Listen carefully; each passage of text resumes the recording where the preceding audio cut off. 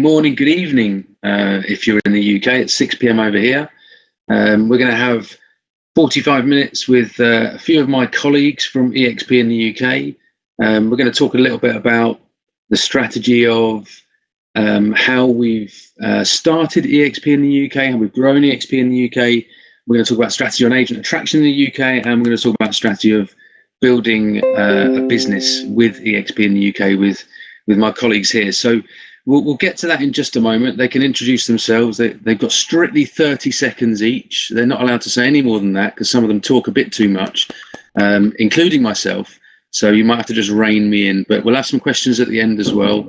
I wanted to go through really, I think one of the things when I talk to agents across the world, in different parts of the world, in the US and Canada mainly, obviously we've been doing this for over a year now. The assumption is the models are very similar because obviously the UK and the US and Canada have got similar values, similar cultures, same language. So you'd expect the real estate model to be the same. So, but it is very, very different. And I think one of the keys to talking to prospective agents over in the UK is knowing the language and knowing the anglicizing stuff and knowing the model and knowing the process, knowing the industry. I think that's really important. So next year, I am going to record some videos on this so that they'll go on Workplace. We'll create a little group and which will give you the language and on video rather than just once in a while on this sort of platform or in stage in Orlando and Vegas next year, hopefully. But I'll try to do a series of videos to teach you about UK estate agency, as we call it. We don't call it real estate, we call it estate agency. But there are lots and lots of differences. So here goes. Hi, Ben. Oh, there he is. I was wondering where he'd gone. Here goes on. That's all right. No problem at all. So basically in the UK, there is very little, well, there's no MLS.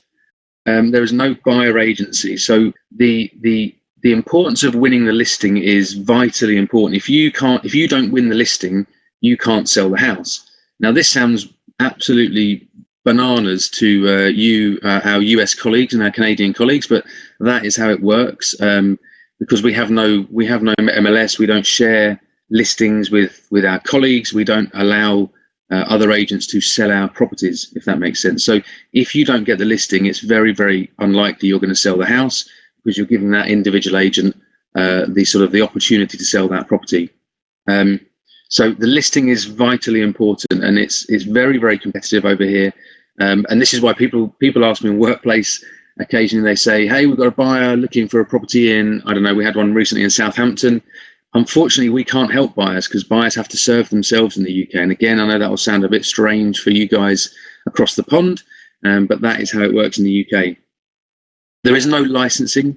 So, again, that's seen as a big opportunity. The average commission is around 1%, which the seller pays. The agents over here don't do contracts either. So we don't do our own contracts. So when we agree the sale verbally, we then send that off to a lawyer or a solicitor or a conveyancer, as we would call them over here. And that conveyancer then goes and does the legal work to get that sale through. So we're not very involved in that process from, the handshake to the key handover.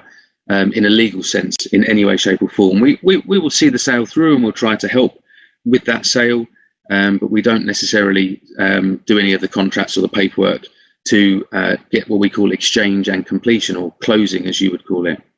I say there are lots of words we don't use. We don't really use the word real estate. We use property. We don't have realtors. We don't have brokerages. As I say, we don't have MLS. We don't have licensing. So there are lots and lots of differentiators and differences between the UK and lots of other countries. We're the odd ones. We understand that. We are the strange ones, and we totally get that. So a few other sort of a typical setup in the UK is that an estate agency business owner will own their branch, right? And then they'll employ salaried staff to work underneath them. And this is where the opportunity is in the UK, because what happens is the owner of that branch will employ what we call a lister. They'll employ a senior negotiator, they'll employ a negotiator, and they'll employ admin support.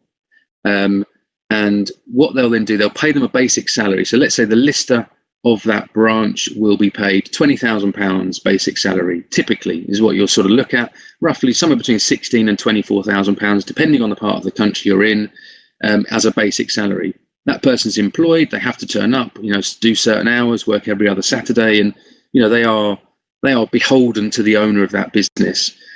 They'll then receive around about a 5% commission on anything they sell. So 5 to 10%, again, depending on the part of the country, depending on how generous the owner's feeling, and they'll receive between 5 and 10% of the commission. Now, remember, the commission is 1%. The average house price in the UK is around £250,000, between £240,000 and £250,000, which in dollars, I would love to be able to work that out. I think it's $280,000, give or take, maybe $300,000. So that's the average house price in the UK. We receive 1% of that from the seller, typically, sometimes 1.5%, sometimes 0.8%. But so 1% is the average commission, and the agent will receive between 5 and 10% of that. Now, this is where it gets interesting for the UK and for you guys talking to agents in the UK, because we're paying 70%. So the general consensus really is that agent is employed at the moment. I would say 98% of agents are employed in the UK, salaried employed, maybe even 99%. We don't know. We actually don't know how many agents there are in the UK, because we have no MLS, there's no licensing. We're completely blind to what's going on in the UK. And this has been the case for hundreds of years, by the way. This is, as I say, we're the odd ones around the world. We get that. So that's generally a whistle-stop 8-minute tour of UK estate agency. And there's a few people typing in there, wow, I had no idea. And that's that's the typical response. And Ian's just posted 80,000 is the estimate. Some people say 40,000, some people say 120,000. So it's somewhere between those two numbers. We just don't know at what level they're at as well. Some people have just started as an estate agent, very inexperienced, and so they are classed as an agent, but have they got that experience to be able to take it forward? They haven't done any licensing, so they've done no exams. So again, there's conflicting numbers around and about, but Ian's roughly right, about 80,000 would sounds about right to me. General strategy in the UK we've adopted, and we were very, a year and a half ago when I first started talking to Jason and Glenn, we've had competitors that have tried to do this model and not succeeded, and the common denominator has been the experience, in my opinion. So we sort of said, well, look, there's no licensing here, so we really only want to be allowing agents to join to give us the best chance of success and to give them the best chance of success. This is vitally important for me, is that the biggest question I ask myself and I ask the team is, are we setting that person up for success, or are we setting them up for failure? I don't want that on my conscience that that we're setting them up for failure. I don't think that's fair on them, certainly, and it's not fair on EXP either. So 2 years experience in frontline UK estate agency is my general guide. That's not a strict rule. We have sort of allowed people in that have done 18 months in estate agency, but as a general guide, they've done 2 years of experience in estate agency. We're setting them up for success, and they're setting themselves up for success. And that's really, really important for me, because I want to see agents succeed, and I want to see the whole of EXP succeed, clearly. Each agent has to set themselves up with things like anti-money laundering and property ombudsman membership. We have some strict rules around that over here before we can allow them to trade. That takes about a month for them to get all that compliance done, just because that's just how long it takes. Now, interestingly, each agent has to be individually named over here. We can't have them as a brand. So they could not be Day Estates powered by EXP. They have to be Adam Day powered by EXP. So similarly, the guys on the stage here with me, Mark Bentley is Mark Bentley powered by EXP. Ben is Ben Moore powered by EXP. You get the idea.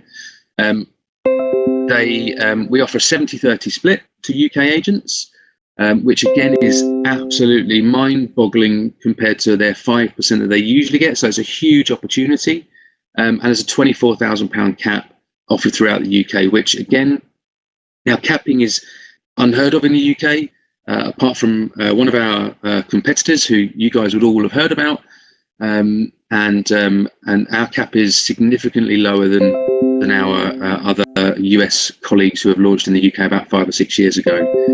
Agents pay between £150 and £210 per month, depending on whether they want to do sales or sales and lettings, or I think you call it leasing over there in the US. And we offer all the major portals. The property portals are huge over here in the UK. As I've mentioned, there's no buying agents over here, so the portals. Hi guys. So the portals really are the drivers of the buyers. So the portals are really, really important over here, that we're on those portals. So all the agents have access to those portals. We give them a CRM, really just exactly the same as you get in the US, and obviously EXP World and Workplace and all that sort of good stuff. Equity and rev share is offered as per the US, but in pounds rather than dollars. And there are no teams and no icons in the UK. And it's extremely, extremely difficult and probably nearly impossible for us to take on brokerages, because of one of the portals over here has a really iron grip over the market, and it's a bit of a monopoly. But anyway, that's another story. So we are growing one agent at a time. As Ben just mentioned, we've got about just over 125 agents. That is the fastest growing estate agency business in the history of the UK from a agents joining point of view. So there is huge appetite over here. And yeah, we're really excited. It's been, we are, as I say, the fastest growing in the history of the UK in terms of agents joining. We have 915 listings now. We've got 450 under offer, which means that we've had the handshake of the deal agreed. We're just waiting for the keys to be handed over. And so we're growing very, very quickly. And I think the reasons are for all of the strategy, and this is a strategy session after all, the strategies we've done over the last year or so. So I'm going to hand over to the agents. You've heard enough from me, the guys on stage. If you haven't got any questions, then throw them into the chat box. Happy to answer as you go along. I'm going to ask a few questions of these guys on stage, see where they're at, what they're thinking, get some feedback from them, and we're going to go to, where's Mr. Bentley gone? Mr. Bentley, Mark, he's over there. We're going to go to Mark Bentley first. So, Mark, just give us a quick, as I say, strictly 30-second intro. I'm going to start timing you any second now, but give us a 30-second intro to who you are and your involvement with EXP when you started, and your general background. Mark, are you there? I'm here, Adam. There he is. Yes, as you can tell on the panel, I'm the grey-haired one. So I've been estate agent in the UK since I was 8. I started training when I was 18. I've been doing the job for 43 years.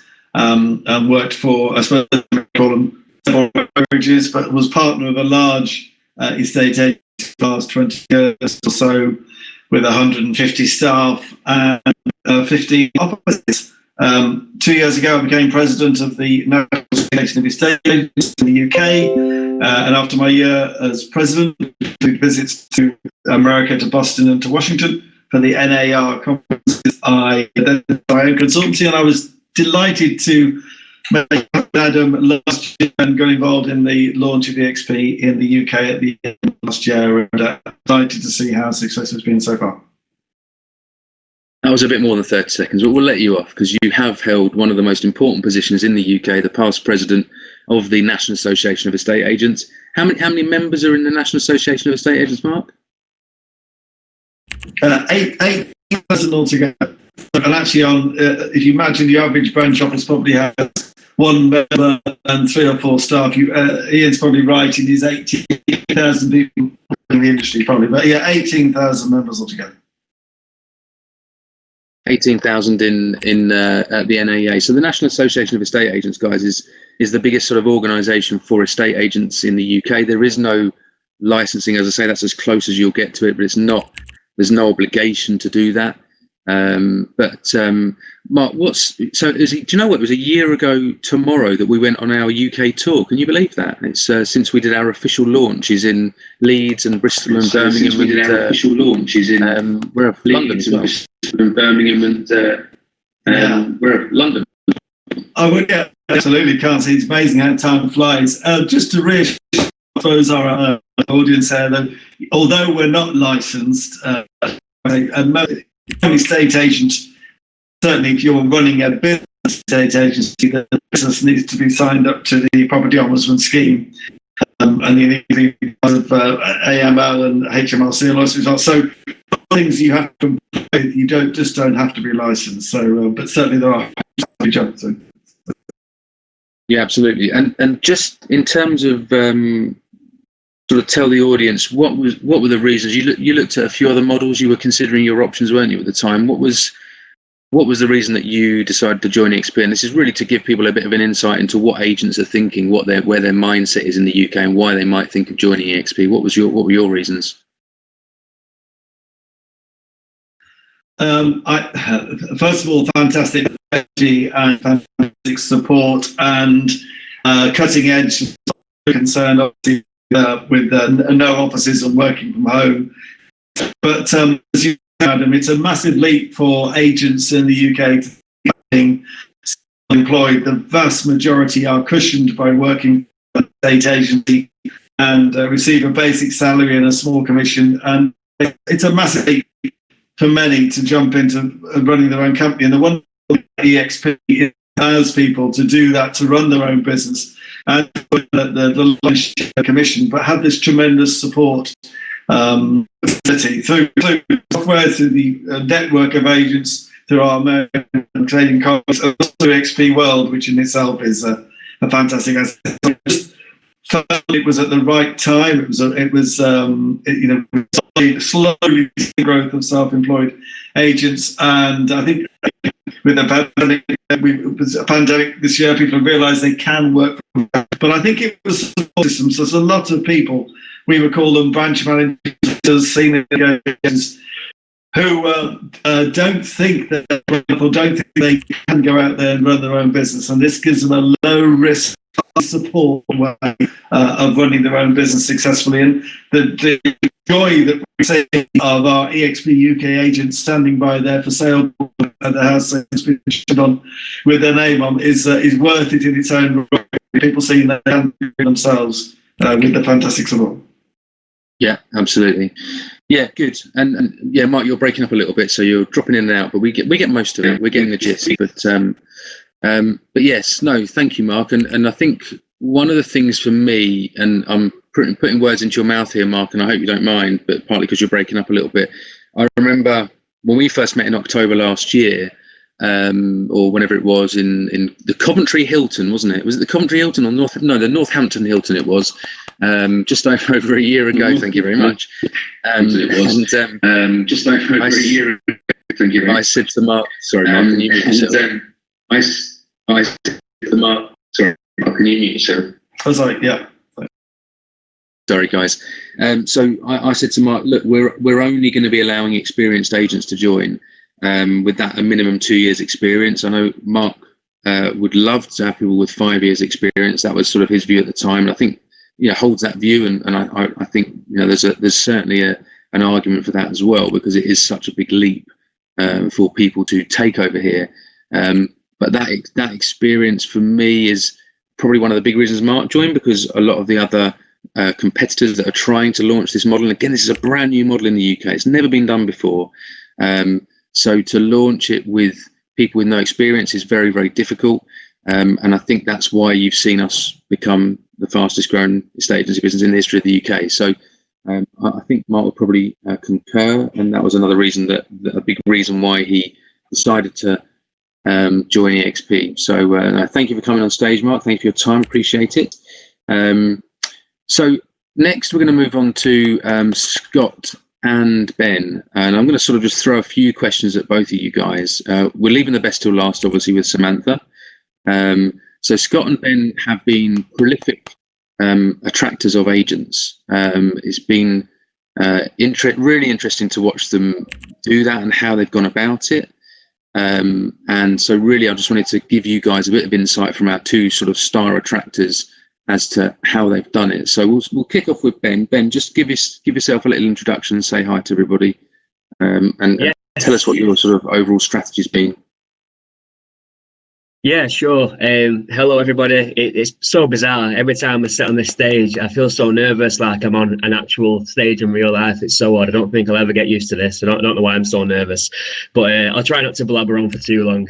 But I'm probably a good example of why EXP UK has been so successful, really. So I've been a self-employed agent for quite some time. I've got about 10 years industry experience, but I've been self-employed for the majority of that time with various businesses that I've had and sold and closed over the years. Now, essentially, when EXP kind of launched in the UK, I had all this passion and all this kind of enthusiasm to kind of move forward and start my own business. But at that particular time, I lacked capital. It's a very costly process setting up an estate agency in the UK. Adam's obviously just mentioned the portal costs, which kind of have a bit of a duopoly over the market here in the UK, and you just quite simply can't have an estate agency in 2020 without being subscribed to them. So of course you have to pay for that, which is a huge barrier to entry, and it's kind of why a lot of people kind of accept, a poor commission structure and a low basic salary, because they can never see a way that they can realistically build a business by themselves. So for me, I'm quite cynical, as a lot of British people are, but I heard a lot of noise from Adam. He was kind of talking about this EXP thing. I had no idea what it was. I just thought, just some, US company, it won't work over here. But I just saw one post too many, and eventually just reached out to Adam, who gave me a bit of a debrief on the framework. And for me, I just had a real penny drop moment and thought, what have I got to lose? I went forward and set my business up about this time last year, and I've just not looked back since. Now, initially, my kind of main priority, and quite rightly so, was establishing my real estate business, my estate agency, as we would say, in my market. Put a lot of time, a lot of focus, a lot of effort, a lot of energy into making that happen. And it's only really sort of early to mid stages this year, I've kind of turned more attention to recruitment, to agent attraction, essentially, which I guess is what Adam led with there on the introduction. And I found like a big contributor to my success has been sharing my own success. So a lot of content marketing, leading with value, giving hints and tips and advice to agents who aspire to come into this model, but perhaps aren't quite at that stage of pulling the trigger. I share a lot of our property listings, a lot of our success, our exchanges, completions, a lot of client stories, and basically just give potential agents a bit of a peek behind the curtain of my business and what's working. And it doesn't, do any damage to kind of share what the commission looks like as well, to really kind of sort of bring people in. More recently, I'm experimenting with almost like a magnet. So I've kind of built like an EXP UK explained video, like I think some US agents have as well, which has kind of opened the floodgates really to agents messaging me to pre-register for the launch of this video. So I've probably got another 10 or 15 prospects to go out, just pure and simply through explaining it in a more structured format. So yeah, there's not kind of one silver bullet, I guess, that's kind of bringing agents in. It's just being consistent and putting myself out there, being honest, being authentic, and then just leading with value where I can to try and help people and hopefully eventually bring them into the business. Brilliant. No, exactly. And guys, follow Ben on LinkedIn. Ben is a bit of a superstar on LinkedIn. He's probably one of the best known agents in the UK on LinkedIn. He's known as Ben Moore, the one with the beard. So connect with him on LinkedIn and watch his videos and engage and take some inspiration from it, because they're great videos and great content. And there you go. Olivia's already. Well, thank you, Olivia. That was very. She's on it. She is on it. Yes, exactly. So brilliant. Thanks, Ben. We'll ask you a couple of questions in a second. But Scott is also has brought over. How many agents have you brought over now? 16, 17, is it? I think. Yeah, 16 tier ones and 21 in total. Tell the guys about yourself and what's been your sort of main strategy for attracting agents. Sure. Well, my background is 50% of my career in estate agency and 50% of my career in recruitment, recruiting estate agencies, helping them find people. So I had quite a large network when I already joined. So you can imagine when I was told about the network, when I was told about EXP and the opportunity to be 50% estate agent and 50% agent attraction, it was very appealing. So I did have quite a large network of existing clients and contacts to lean on, which was, my first port of call. But beyond that, I guess not everyone's going to have that come into the model. I guess when we first started a year ago, the first thing we needed to do, which we all did together, was educating our audience on the self-employed model in the first place, and actually giving people the idea that there was that option out there for them. And secondly, we moved on to educating people specifically about the EXP model. Then I feel like we got to a tipping point on social media where there were so many of us educating people that everyone knew about the model. They knew how it worked, and there was we got beyond having to give them a high level overview of the 70-30 split, of the cap, and how that worked. And then we got to the point where we needed the social proof. And I think that's a bit like what Ben said. My plan was originally to become a successful estate agent and then allow my success as an estate agent to lead on to attracting agents. And I do feel that it's really important that before going out there and talking to other agents, we had something to be able to show the model works, essentially.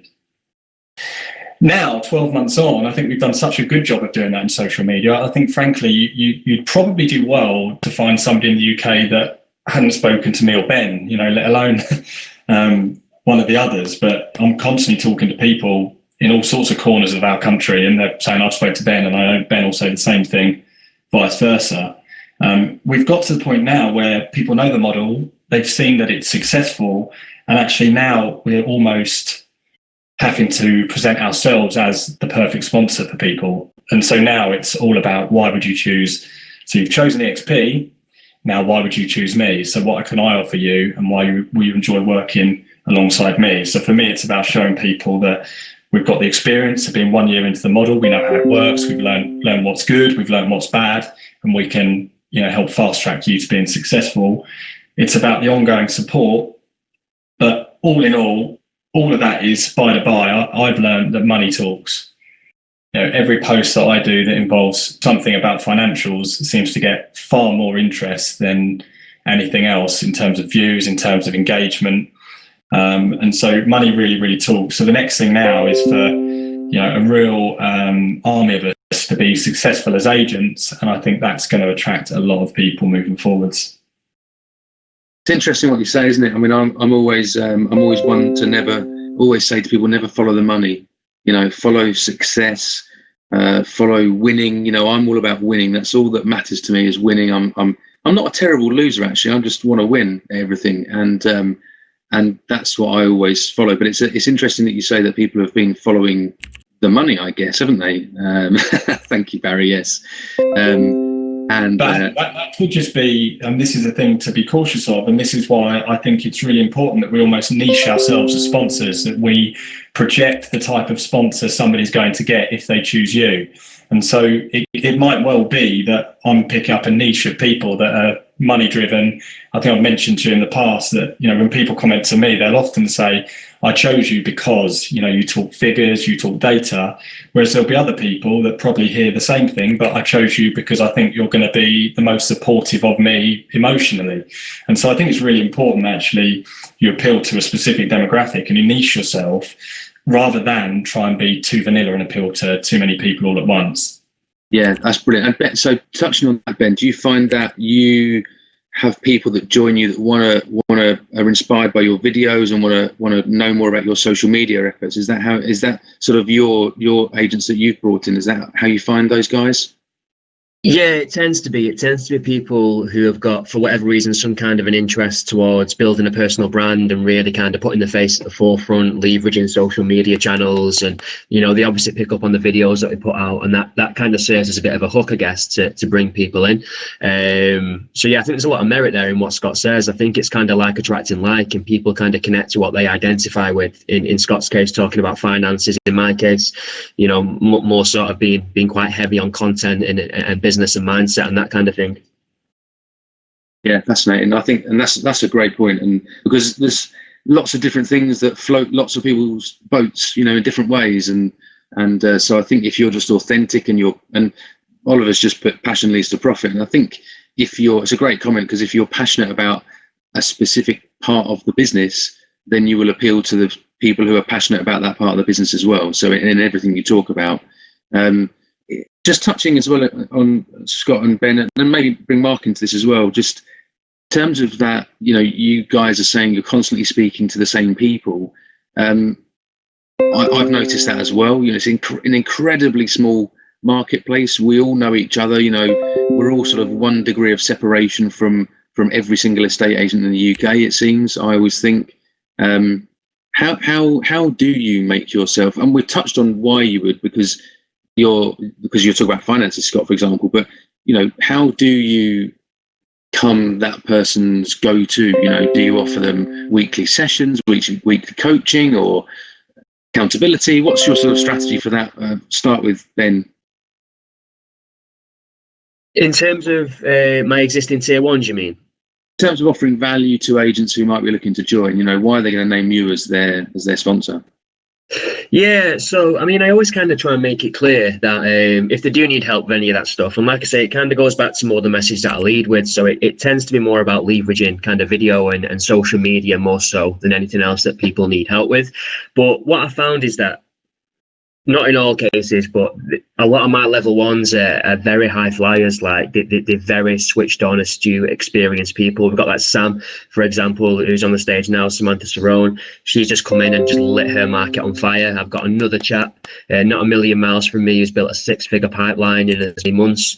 We've had some great agents who've not really had to lean on me too much. But what I do think I am going to do, and this is kind of, I guess, the next phase in my personal development, I want to get some kind of structure or some kind of resource or some kind of value-added proposition that can really help support and bring out the best in people in all aspects of their business, whether it be on agent attraction or whether it be, pure and simply on delivering better service, listing more homes, selling more properties, reducing exchange times, whatever it is. And I think once we can start to get that dialed in, I can see that kind of more that kind of semi-scaled approach, I guess, to kind of running an agency. It'd be really beneficial to everyone. So that's kind of the next stage in my development, to kind of decide what that looks like.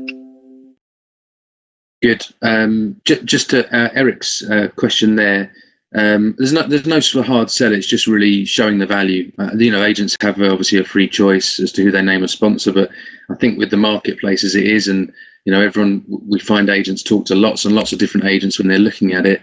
It's really just showing the value. It's really, for us, it's who introduced them, who influenced them, who explained the model, and who they can work with in the future. And I think that's the same in the US as well, really. But so yes, I mean, I ideally would encourage them to introduce them, but the rules are the agent has a free choice. So we try to make sure that we're giving giving the agent that information. Scott, I'm conscious of time. I want to turn to Sam in a second. Scott, any thoughts on that? I think as for people management, it's much the same as that. I would say is similar to an employed role. I view it as providing somebody a service in one they're sponsored, and therefore I look to find out what support they're looking for, or indeed what support they're not looking for. And if somebody needs their hand held a bit more, then they'll get that hand held a bit more. If somebody's a little bit more wants to stand on their own 2 feet, then that's fine as well. So I think it's quite simple. I think you can just ask people what they're looking for within reason, give them that. It seems to work. And I guess as your network grows, hopefully encouraging people to look after their own downline a little bit more as well, just to take the weight off of you. But I think certainly early stage for us, Adam, it feels as if we're in a different stage. At the moment, we need every single agent to be successful in order for EXP to be successful. So I think it's important to help every single agent at this moment in time, but hopefully that will relax over time and it will start to become a little bit less time hungry. Yeah, absolutely agree. Good stuff. Thank you, guys. Now we're moving on to the best. I said we saved the best till last. Samantha Cerrone. Sam, well, I'll let you introduce yourself properly, but Sam only joined us probably 4 months ago. And had a real background in, high-level corporate estate agency, independent estate agency, really good job, really good basic salary, really good package, and she left it all for EXP. She is mad, is what people were telling her, weren't they, Sam? I bet. It's exactly what a lot of people were saying. And going back to what Scott mentioned earlier, where it can be about money. It was hard for me because I was paid extremely well as it was. I just needed to make sure that I still earned the same. So tell us a little bit about your background and tell us what made you make that jump. Because again, the guys in the audience are going to be thinking, well, if you're getting paid this good salary, why on earth would you jump to receive nothing for 6 months? I think I've done estate agency now for just over 15 years. And it come quite apparent probably 4 or 5 years into the job that I had a passion for it, which I'm sure a lot of people say, but I take it to another level. I literally go to bed thinking about it. I wake up in the morning thinking about it. I could be doing anything within my family within the day and I'm thinking about it. I'm thinking about how to get my next deal, how to get my next instruction, how to get my next sale. And I was very lucky to be approached to go and run a business for one of my old bosses where he made me a director, where he actually gave me the insight on how to run a business. This is where I was paid very well. I've become one of the directors. But as COVID started kicking in, there was a few disagreements on how to run the business through the furlough scheme, which staff we kept on, which ones we didn't, how we dealt with them during lockdown. And if I go back to Oliver Gleave's message on here, where he said, COVID period has allowed people to rethink their career. That's exactly what happened to me. It gave me time that I'm not running out the door at 7:30 in the morning. I'm not getting in at 7:30 in the evening, literally not even having any time to think about my life and my career. And lockdown and COVID give me exactly that. And it was where I had family and friends saying to me that people use you, Sam, not necessarily because of the company that you work for, but because of you. And I don't think I ever realised that. And I was watching Ben loads on LinkedIn. I was doing a lot of research myself, started thinking about, well, what do I need to do if this 70-30 split works? What do I need to do? How many do I need to sell? How many do I need to exchange on? And actually, can I earn the money that I'm earning? And actually, for the first time ever, do it my way.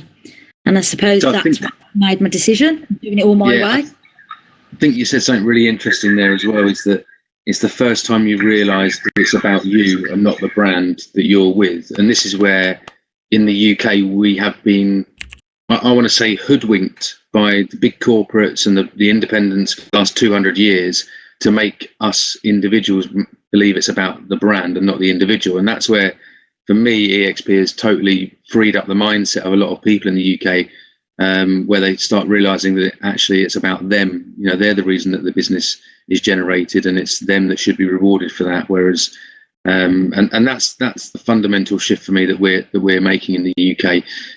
But Sam, so you've been with us 4 months. What's your total? I've got you down as having 37 listings in total, and you've sold about 23 or something. Tell us, just give us your figures. Oh, wow, do I need to know where these figures have come from? I've got that I've done up to today's date. I've listed 52 and I've sold 34. Oh, okay. And I've just started exchanging on them now. So I think I've just done shy of 10 grand exchanges in the last couple of weeks. Wow. So they're now just starting to come in. And where have they, and just again, a bit of insight for the guys, where have these come from? Where's that business come from? What's been your main strategy for generating leads? So one of the biggest things that I wanted to do, which is within the area that I cover, there's lots of social media, but it's not, social media isn't attached to the clients. The audience isn't there for people to engage. So I worked with a very close friend that did all my social media for me. We shared ideas all throughout lockdown, even before I was leaving. And I wanted to have a model on Facebook where I knew that a lot of people use in my area. And I just wanted to be known as the go-to agent that's friendly, that is passionate, that loves the job, and that is there with you every step of the way. And we've built my Facebook and social media around the client and having a bit of fun. Whereas all the other agents are just more about logos and here's a house that I've sold. I've tried to be as the friendly person out there that, so I'd probably say a good 50% of my leads have come from Facebook. And that's just organic Facebook posting. Yeah, but what I would say is that I have sold in the area that I'm selling in at the moment for the last 15 years.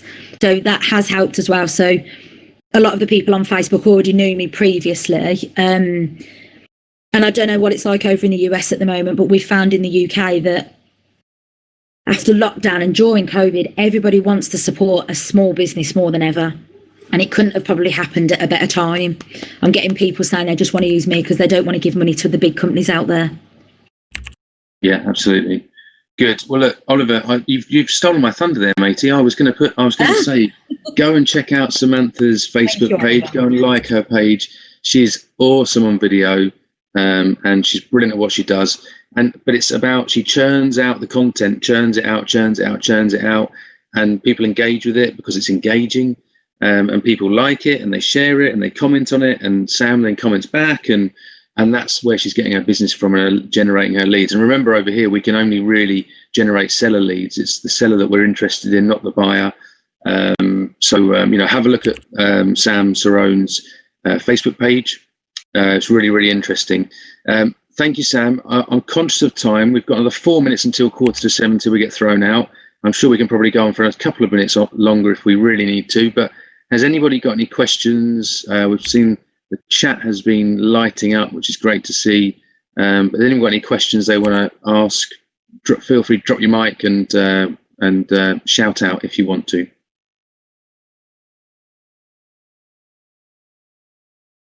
Can I throw something out there to the EXP people from the US? Yeah, go for it. Is selling houses over in the US really like selling Sunset on Netflix?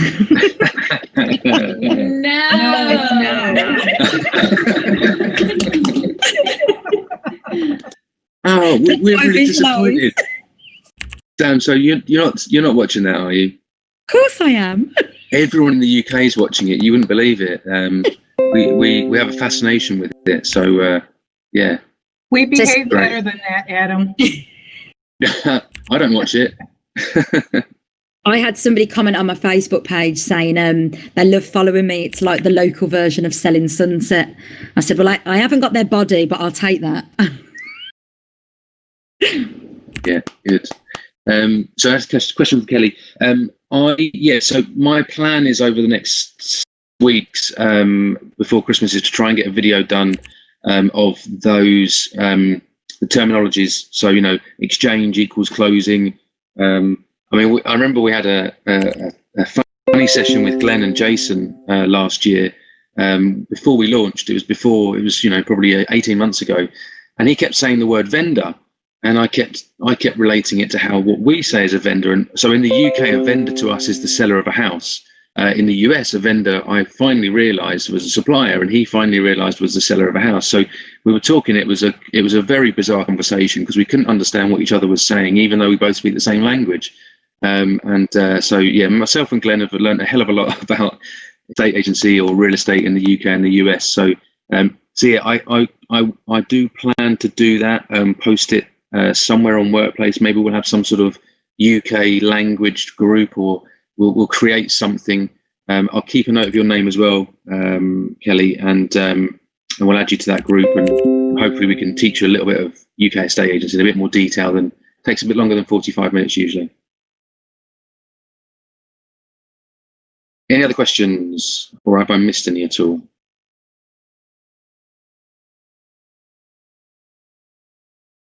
No, good. Thank you very much for your time. We're a minute early, so give you that minute back, and thank you ever so much for coming. Thank you to my panelists, Ben, Mark, Scott, and of course Samantha. Hope you've taken a little bit of value away from it. If you want to hit me up on Workplace, feel free. LinkedIn, I'm all over LinkedIn. It's my favorite social media platform. Feel free to connect with me on there, and connect with any of these guys as well, and they'd be happy to connect. So thanks very much for your time. Appreciate it. Thanks, guys. Thank you. Thank you. Thank you. Open your mics. Everyone give a cheer. Woohoo! Well done. Thanks.